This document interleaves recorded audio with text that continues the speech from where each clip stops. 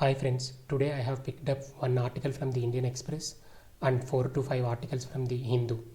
Broadly, they fall into the following categories in our syllabus. In GS3, we deal with science and technology, internal security. In GS1, domestic violence. Whereas in GS2, we will be dealing with the international institutions, especially WHO, and India's role in international policy making and health. So the first article which I am discussing is how can we strengthen the private industry players in space sector, especially the startups. The proposition of this article is the venture capitalists are not showing adequate interest in the space tech startups. So the government has to step in and provide support to the startups. Why the venture capitalists are not coming forward is the space technology companies need higher capital expenditure and the time to market for their products will be more. Moreover, the R&D costs will be high because of deep technology, and there could also be delays in launch services for the satellites. They will also add to extra costs. So more or less the government can do all these 5 things so that Indian space industry, especially the private players, will become competitive. The first one is government can be the provider of capital, as we have discussed. So already under Council for Scientific and Industrial Research, there was an initiative called New Millennium Indian Technology Leadership Initiative, under which early stage startups, early stage private players used to get the very low interest soft loans. Once they prove the concept, they build the prototype, then the venture capitalists can step in because then the risk will be less. In this way, here we are advocating for public private partnership in financing too, not just in development through sharing of technology and testing facilities. So that is the main point here, PPP in financing too. Second thing, head start for the space tech startups is needed by hand holding them, because the private players may not have immediate market, so government should hold their hand and they should give them some contracts. So accordingly public procurement policy has to be modified. This is being done currently in defense sector. Some of the MSMEs in defense sector are assured of some contracts. This will encourage the entrepreneurs to venture out and start their companies. Third one, we should also develop a holistic ecosystem where these entrepreneurs and where these startups get adequate support in terms of finances and also in terms of mentorship. For example, they need incubation services, they need scaling up services.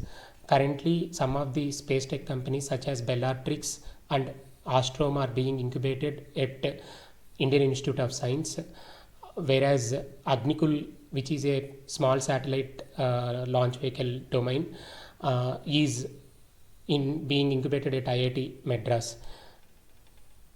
It has to be scaled up further to bring in more startups, okay, to encourage more startups. The fourth point is currently India doesn't have a clear cut space policy, because of which private investors are not coming, venture capitalists are also not coming and investing in these startups. Okay, in that scenario, it is very much essential that there should be a policy. We have draft space activities bill 2017, but it has lapsed. The need of the hour is, as our finance minister Srimati Nirmala Sitharaman has recently recently propounded that they will provide a level playing field for the private space industry along with the ISRO.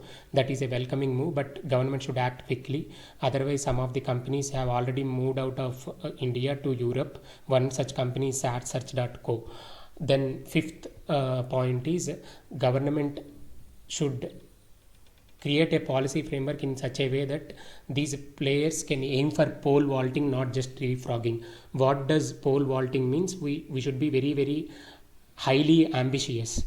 to aim for at least 10% of the global space economy within a decade. Global space economy is currently $400 billion worth. 10% means around $40 billion. After a decade, if you consider inflation and the other normal growth trajectory, it will become hundreds of billions of dollars. That is really an ambitious target. So government should set in proper policy framework to achieve those things. You can quote these points in your answer. Then the second thing is internal security.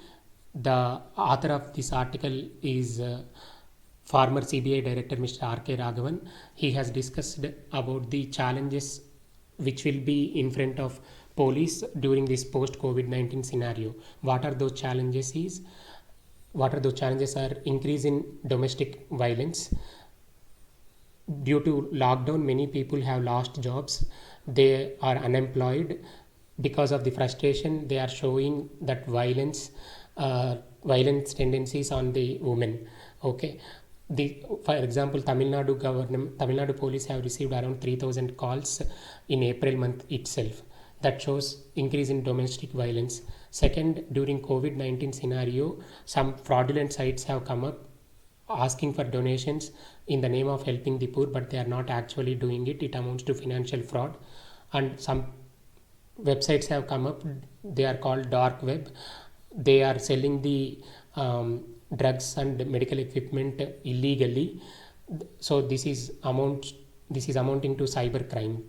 Third one is, since the unlock has started, drop in crimes and accidents may not sustain, which was there during lockdown period. There was a less number of crimes. So domestic violence and cyber crimes have increased. Overall, the crime rate has come down because people are at home. There were less burglaries and there were less accidents. Since the opening up has started, police will have to handle the new nature of cases and also these cases, because the economic crisis is going to be there for some more months, if not years. So the domestic violence may continue if the frustration is reflecting in the violence. So that is the reason it would be a challenge. What should be the way forward?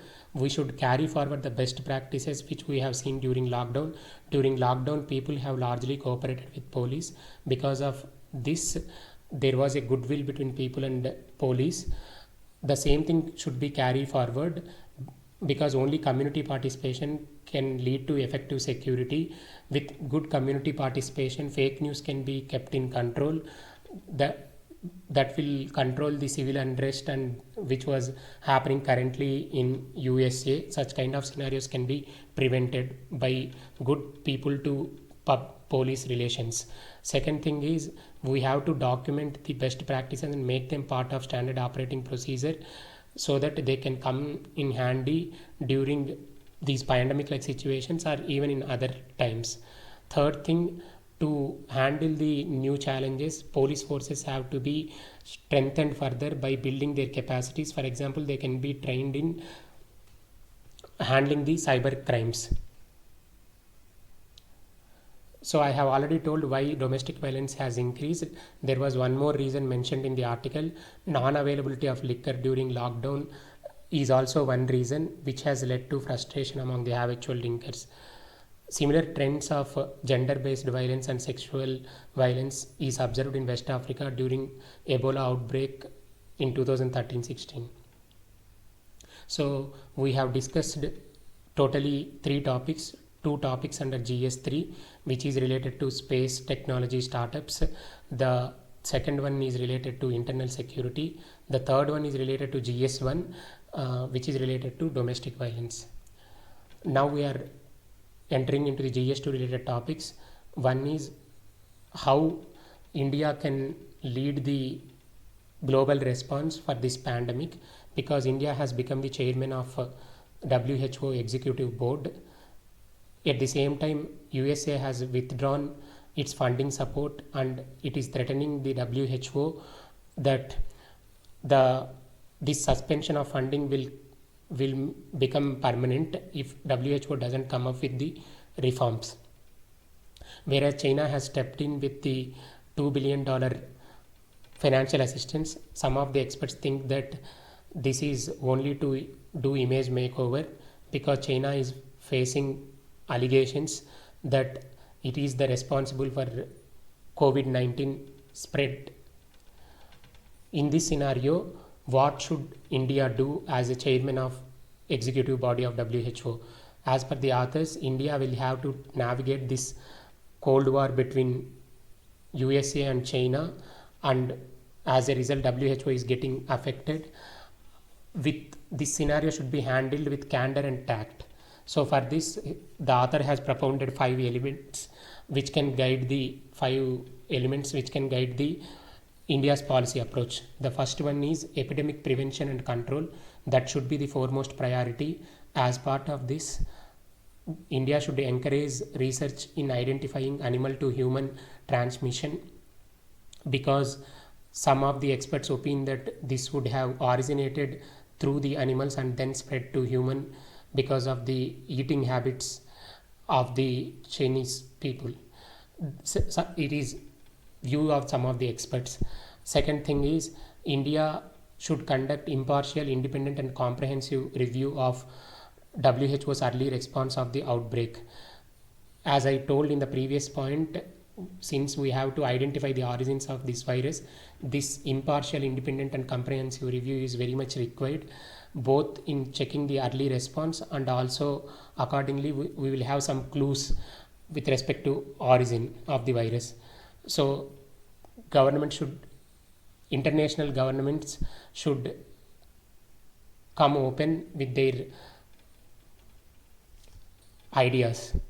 Third one is India should try for multilateral governance where all countries can get equitable access to COVID-19 related research benefits, for example, vaccine and drugs.